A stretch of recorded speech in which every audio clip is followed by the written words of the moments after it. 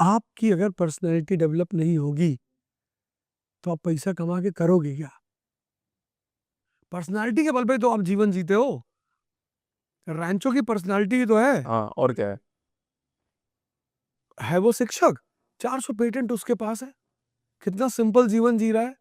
कहता बच्चा काबिलियत पैदा करो, कामयाबी तुम्हारे पीछे खुद ब खुद भागेगी। वो इस शताब्दी का सबसे बड़ा स्टेटमेंट है कि काबिलियत पैदा करो, कामयाबी। अच्छा गुरुजी, लॉन्ग टर्म में आप बिलीव करते हो कि शॉर्ट टर्म गोल में बिलीव करते हो? Long term. पक्का? श्योर हो? मेरा सवाल आ रहा है आपके पास। 2022 में आपने बोला था कि 2023 में इलाहाबाद में स्कूल खोलूंगा। 2025 में आप चुनाव लड़ रहे हो, तो आपके जो गोल है मिसमैच हो गए यहाँ पे। नहीं, मिसमैच नहीं हुआ। हमने एक जमीन ली पुणे में, या पुणे से मुंबई की तरफ जाओगे, लोनावाला। ली नहीं, वो लीज पे है, जमीन है, और करीब 300 बीघा जमीन है पहाड़ी पे। वो वेलनेस सेंटर बनवाना है और स्कूल बनवाना है। तो वो जमीन लिया, जब जमीन ट्रांसफर हुई, ट्रस्ट के पास जमीन है, तो जमीन ट्रांसफर हुई। अब हमारे जो इन्वेस्टर्स हैं, उन सब ने प्लान बनाया कि भाई इसको काम को शुरू करना है। हम 6 महीना चुनाव में ही बिजी रहे। जब तक हम चुनाव से फारिग होकर अपना काम शुरू करते, दिल्ली का चुनाव आ गया सामने। और यहाँ मैंने प्रण कर लिया था कि यार अब पहले स्कूल का काम फाइनल करेंगे तब कुछ करेंगे। लेकिन भगवान ने कहा अरे इधर तुम्हारा स्कूल पूरे भारत में खुलेगा, तुम क्यों जा रहे हो? सारे स्कूल ऑलरेडी खुले हुए हैं, दिल्ली में इतने सारे स्कूल हैं, उनको चलाना। तो जिन स्कूलों को मैं बनाने की बात कर रहा था वो मुझे तोहफे में मिलने जा रहे हैं। प्रयोग ही तो करना है, अपने स्कूलों में करेंगे। काम तो मेरा तब भी हो रहा है। अच्छा, इस पॉडकास्ट में बताओ कि मतलब ऐसा क्या क्या चेंज लाओगे एजुकेशन सिस्टम में आप? सिर्फ इस पॉडकास्ट में बोलना, और कहीं मत बोलना। कि ऐसा क्या चेंज लाओगे आप एजुकेशन सिस्टम में जिससे दिल्ली के जो एजुकेशन स्तर है वो 100 गुना से भी ज्यादा बढ़ जाएगा? हाँ, इस सिर्फ इस पॉडकास्ट में आप एक बोलोगे काम आप, करना, और कहीं नहीं बोलोगे? आज पॉडकास्ट के बाद जब बाहर जाना आप, हाँ। तो मैं आपको 2-3 बातें बताता हूँ, ट्राई करना। हम्म। कितने लोग हैं जिन्होंने भारत माता के जय के नारे लगाते हैं, दिन भर लगाते हैं, पर उनको भारत का मतलब ही नहीं पता। क्यूरियोसिटी डेवलप करनी है बच्चों में, पहला काम। Curiosity is the mother of knowledge, जो आज हमारे बच्चों में खो गई है ही नहीं। पहली बात क्यूरियोसिटी। दूसरी बात कनेक्टिविटी डेवलप करनी। ये जो शिक्षा में कनेक्टिविटी गायब हो गई, इससे इंटरेस्ट नहीं पैदा हो पा रहा है। लड़के को पता ही नहीं चल पा रहा कि भारत राष्ट्र कैसे बना, पता ही नहीं। मॉडर्न इंडिया पढ़ लिया, सब पढ़ लिया, सब है, भारत के लिए मरने को तैयार है, कूद जाएगा। पूछो पूछो कि यार ये राष्ट्र बना कैसे, कहता बना वाला तो नहीं पता भैया। तो ये 2 बातें मुझे लड़कों को देनी है। एक क्यूरियोसिटी, कि सवाल करो यार, क्वेश्चन पूछो, अपने से पूछो, दूसरे से पूछो, फाइंड आउट करो। हवाई जहाज में बैठे, हाँ तो पता करो बोइंग कहाँ की कंपनी है, एयरबस कहाँ की कंपनी है। और एक बार दिमाग जिंदा हो गया, फिर वो आपको इतनी ऊंचाइयों पे ले जाएगा, ताकत ही उसमें इतनी है। हम्म। तो जैसे हनुमान जी को अपनी शक्ति नहीं पता थी, ऐसे आज के युवाओं को अपनी शक्ति नहीं पता। क्यों खो गई है? क्या कर रहे हैं ऐसा आजकल? आपने इतने लड़कों को पढ़ाया, 25 साल पढ़ाया, क्यों खो गई है? कहाँ ध्यान है सबका? ध्यान नहीं है, ध्यान है ही नहीं। आधा तो मोबाइल खा गया। जिनको सवाल करना था वो दिन भर इंस्टाग्राम देख रहे हैं, कुछ देख रहे हैं, कुछ बना रहे हैं। रात में नींद नहीं आ रही तो ध्यान कर लो, किताब पढ़ लो। तो सबसे कई लोग कहते हैं सर रात में नींद नहीं आती, किताब पढ़ लो, किताब पढ़ने पे तुरंत नींद आ जाती है। राइट।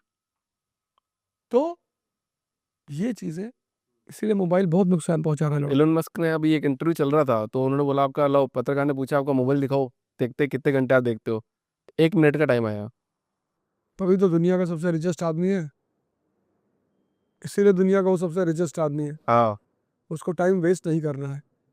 लोगों को लगता है पैसा बहुत कीमती, मस्क को लगता है समय बहुत कीमती है। अच्छा, आपको क्या लगता है, मतलब एक जो भी यूथ है, जो जेनजी पीपल की जो भी बन रही है, और अभी 40 साल तक तो रहेगा शायद, तो उनको एक स्ट्रेट फॉरवर्ड मैसेज क्या रहता है आपका? शक्ति के बिना जिएंगे तो मैगी जैसी जिंदगी हो जाएगी, सिर्फ 2 मिनट। जितनी तेजी से वो भाग रहे हैं, उस तेजी में उनको कुछ भी नहीं मिलेगा, कुछ भी। शक्ति कहाँ से आएगी? ध्यान करने से, योग करने से। या पैसा शक्ति है? पैसा आने से अगर शक्ति होती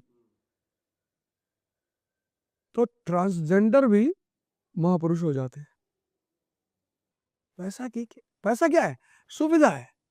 आपको अमेरिका जाना है, अब आप बिजनेस क्लास में बैठ के जा रहे हैं, आराम से लेट के जा रहे हैं, वो सुविधा है। लेकिन हो सकता है जो आदमी पीछे बैठा हो इकोनॉमी क्लास में, वो मस्ती में जा रहा हो, बैठा तो इकोनॉमी क्लास में लेकिन आनंदित है, अंदर से मस्त है, गुनगुना रहा है, गाना गा रहा है, किताब पढ़ रहा है, और सिर्फ 60,000 में अमेरिका पहुंच रहा है। और जिसने 8 लाख रुपया दिया है वो चिंतित है, परेशान है, घबराया हुआ है। तो पैसा सिर्फ सुविधा है, होना चाहिए। अच्छा, जिंदा और मुर्दा दिमाग की भी आप बात करते हो, क्या जिंदा मतलब सबके जिंदा दिमाग ही है एक तरह से? मुर्दा दिमाग स्त्री के पीछे दीवाना है, ये मुर्दा दिमाग है, ये मुर्दा दिमाग है। स्त्री के पीछे दीवाना। हाँ, जिंदा दिमाग को स्त्री पसंद करती है। ये क्या सोचते हो यार? ये फर्क है। कितने लड़के जो कहते साहब हमारी गर्लफ्रेंड हमसे बात नहीं कर रही है, क्यों करेगी? 9 घंटा मोबाइल देख रहे हो तो सोचेगी नहीं कि ये भिखमंगा खुद तो मरेगा, हमको भी मार डालेगा। सर इतनी मजाक की बात आपने कर दी अभी। ना, मजाक वाली बात, सीरियस बात है, वो सीरियस बात है भाई। श्री राम भगवान ने धनुष तोड़ा तब सीता जी ने वरमाला डाली। आज शादी किस पे हो रही कि भैया ये पीडब्ल्यूडी में बाबू है। डाइवोर्स भी तो उतनी तेजी से हो रहा है। शादियां स्वयंवर के हिसाब से होनी चाहिए। पहले स्वयंवर होता था, कोई डाइवोर्स नहीं होता था, क्योंकि लड़की देख लेती थी कि हाँ भैया बुलेट उठा लिया हाथ पे, मार दिया खींच के, पेड़ ही गिर गया, समझ यार, ठीक है। आज गोली चल गई, लड़का चारपाई के नीचे छुपा बैठा है, पत्नी से कह रहा दरवाजा खोल के देखो कौन है। अरे यार, हंसने वाली बात तो, कितनी सीरियस बात है ये। नहीं सीरियस बात नहीं है, तेरे को देख रहा हूँ।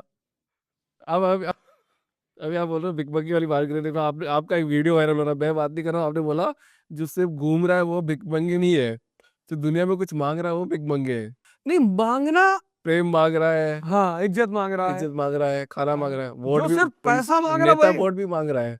वोट नहीं मांग रहा है, सपोर्ट मांग रहा है। पक्का। और फिर देने को भी तो जा रहा है। हाँ, वो वादा भी तो कर रहा है, वो सरकार चुनने की बात कर रहा है कि भैया अगर आप हमको चुनोगे, हम आए आपसे बताने के लिए, मिलने के लिए, आपका समर्थन मांगने आए हैं, लेकिन अगर आप हमको चुनोगे तो फिर हम आपको एक अच्छी सरकार देंगे। अच्छा डिफरेंस हो गया यहाँ पे। हाँ, सपोर्ट मांग रहा है, हाँ, देने का भी भाव है, देने का भाव रखा। ऐसा नहीं सिर्फ लेने का भाव है कि भैया हमें कोई इज्जत नहीं दे रहा। हाँ, तो काबिलियत पैदा करो, इज्जत देगा ही देगा। भाई 3 इडियट मूवी में करीना कपूर की शादी हो चुकी है, मतलब तय हो चुकी है, उसका फियांसी सामने खड़ा है, हाँ? और वो करीना कपूर से कहता इससे शादी मत करना, ये तो इसके पूरी लाइफ तुम्हारी प्राइस टैग बना देगा। कहता डेमो दू है। कितनी समझदार है वो लड़की, तुरंत समझ जाती है कि यार ये आदमी मेंटली तो बहुत मैच्योर है यार, स्विच मार देती है कि नहीं। तुरंत। बस यही है जिंदगी। अच्छा, संदीप माहेश्वरी सर के शो में गए थे आप कुछ टाइम पहले, आपने बोला था कि ये ना आईएएस ऑफिसर या आईएएस यूपीएससी की तैयारी कर रहे हो तो पहला अटेम्प्ट बहुत सॉलिड होना चाहिए, दूसरा होता है रिवीजन, तीसरा होता है रिवीजन। आपका भी राजनीति में आने का ये पहला तगड़ा अटेम्प्ट है या रिवीजन मार रहे हो आप? मेरी बहुत तगड़ा अटेम्प्ट है। मैं इतनी मेहनत कर रहा हूँ, मेरे घर वाले परेशान है, मेरे अगल बगल के लोग परेशान है, क्योंकि मैं एक लग्जरी मोड में आ गया था, एसी कंपार्टमेंट में सो रहा था बढ़िया, किसी से कोई मतलब नहीं था। ऐसा हो गया था? अरे बहुत लग्जरी मोड में आ गया था, कंफर्ट बहुत। जोन में आ गया पूरा आप? हाँ, क्यों? तो अब कोई जरूरत नहीं बची थी, चुनौतियां खत्म हो चुकी थी। भाई चुनौती जब तक रहेगी तभी आदमी लड़ेगा। तो मैंने कहा अब इस चुनौती को, मतलब कंफर्ट जोन को तोड़ ही देना है, चुनौती पैदा कर लेना है। तो आज 15-15 घंटा काम कर रहा हूँ। 15 घंटे? पैदल चल रहे हैं, मिल रहे हैं लोगों से, कोई नाराज भी हो जा रहा है, कोई गुस्सा हो जा रहा है, कोई प्रेम भी दे रहा है। तो मेरे को तो लग रहा है आपको देख के सर, भावी प्रधानमंत्री के साथ बैठा हूँ मैं आज। अरे बाप रे बाप, मजाक नहीं कर रहा हूँ सर, मतलब लग रहा है, ऐसा फील आ रहा तो बोल दिया मैंने, नहीं आता तो नहीं बोलता मैं भी। एक बात आपकी बहुत अच्छा बहुत लगा सुन के, मतलब बड़ा अंदर से बड़ा मजा आया। भगवान जाने क्या होगा, लेकिन मजा बहुत आया अंदर से। मुझे तो अच्छा लगा, मतलब मेरा तो हो जाएगा ना कि भाई अरे सर प्रधानमंत्री जी के साथ में आपने पहले ही इंटरव्यू कर लिया। देखो आप राजनीति में बोले थे ना कि 60-65 के बाद में ऐसी अपॉर्चुनिटी मिलती है, अभी तो आपके पास बहुत टाइम है, अभी तो आप यंग हो एकदम।